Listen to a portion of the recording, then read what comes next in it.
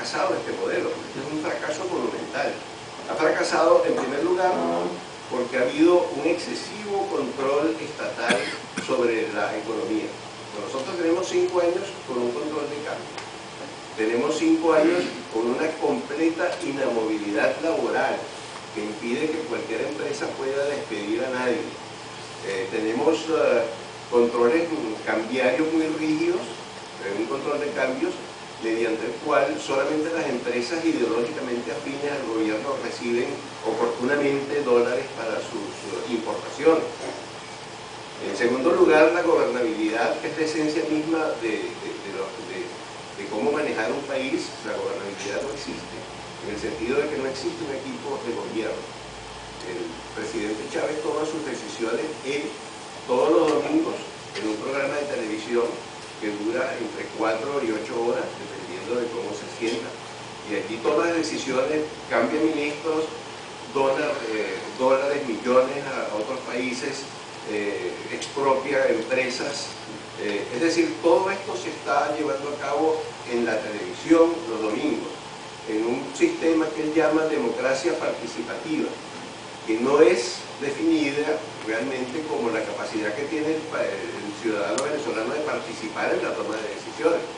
Es más que yo, Hugo Chávez, le participo a ustedes lo que yo he decidido hacer. Es lo inverso de la verdadera democracia participativa. Ha habido un programa o unas estrategias basadas en las dádivas. Hay dos tipos de líderes políticos en un país: los que hacen política y los que hacen políticas. Hugo Chávez no hace políticas, sino que hace política. Y la política de Hugo Chávez es la de distribuir dinero entre la población más pobre para darle a los pobres una sensación de bienestar que es genuina. En la medida en la cual el pobre tiene dinero en el bolsillo, se siente mucho mejor. Pero esa sensación de bienestar le va a durar solamente mientras ese dinero siga fluyendo, porque es el caso del viejo proverbio chino de darle un pescado diario a una persona, pero no enseñarle a esa persona a pescar, que es realmente la esencia de la gobernabilidad. Luego se ha embarcado en un programa de regalos a otros países. Ya Hugo Chávez ha dado 26.000 millones de dólares a otros países de la región, incluyendo unos 10.000 millones de dólares a Cuba, en subsidio petrolero, en vivienda, en refinerías, en otras cosas. Le ha dado 4.000 millones de dólares a la Argentina de Néstor Kirchner, le ha dado 500 millones de dólares a Daniel Ortega en Nicaragua, y así por lo consiguiente, esa suma de regalos llega a un total de aproximadamente 26.000 millones de dólares. Y ha prometido otros 40.000 millones de dólares en promesas que no va a cumplir jamás en materia de construcción de refinerías en casi todos los países que él visita. Y finalmente, pues el uso del petróleo como arma política. Este uso del petróleo como arma política se expresa en base a un sistema de subsidios petroleros a países de la región.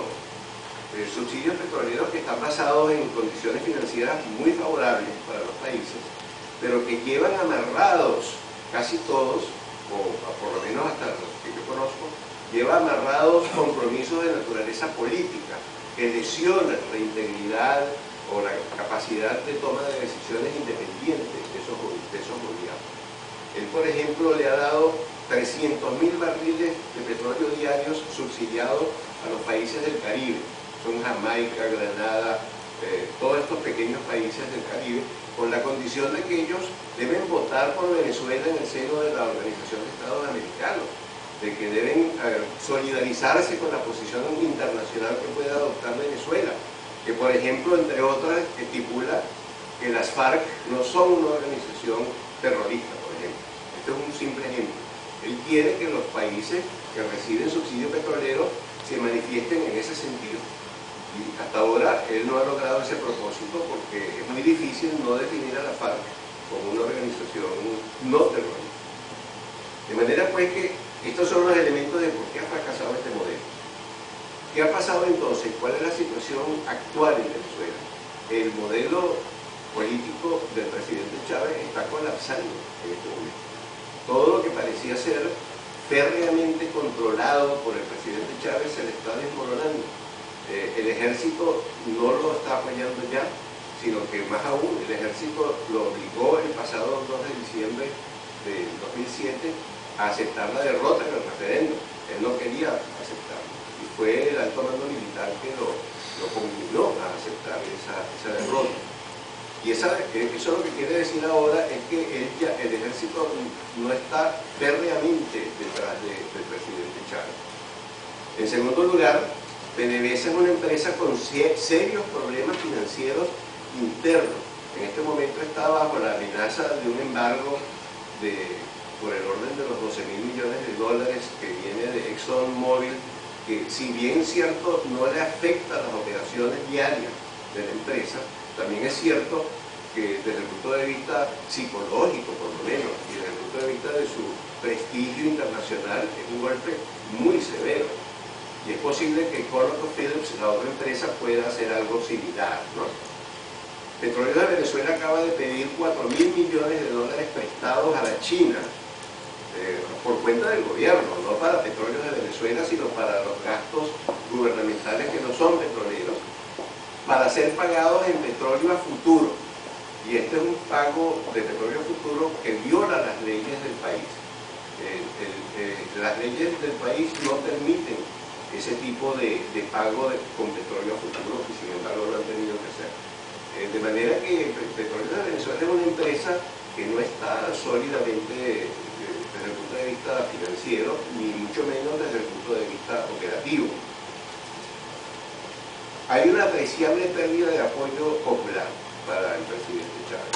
En este momento él tiene menos del 30% de apoyo según las encuestas. Él había estado en un nivel de apoyo superior al 60%, pero ya eso no es el caso. Y finalmente pues, hay un progresivo aislamiento internacional. Después que el rey de España le dijo que tenía que callarse, y el rey de Arabia Saudita se lo dijo también en la reunión de la OPEP, el presidente ha venido sufriendo este tipo de derrotas en el plano internacional. Con los rehenes colombianos tuvo un descanso. De manera que ha perdido esa aureola de invencibilidad que lo había caracterizado por algunos años, y en mi opinión muy personal tiene un peligro bastante alto, un riesgo alto de no terminar su periodo hasta el año 2012, pudiera salir antes del año 2012. Finalmente pues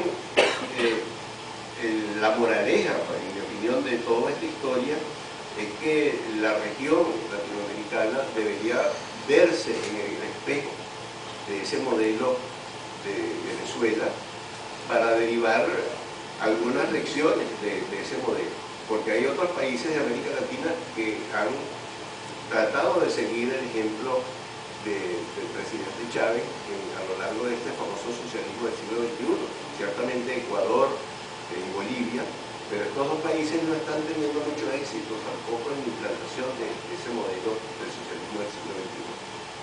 Decía Albert Einstein, decía que la locura era la repetición incesante del mismo proceso, esperando siempre obtener un resultado diferente. Y yo creo que esto se aplica a lo que está pasando en América Latina. La repetición incesante del modelo venezolano en otros países de la región no puede resultar en un desenlace mejor que el que estamos observando hoy en nuestro país, en Venezuela.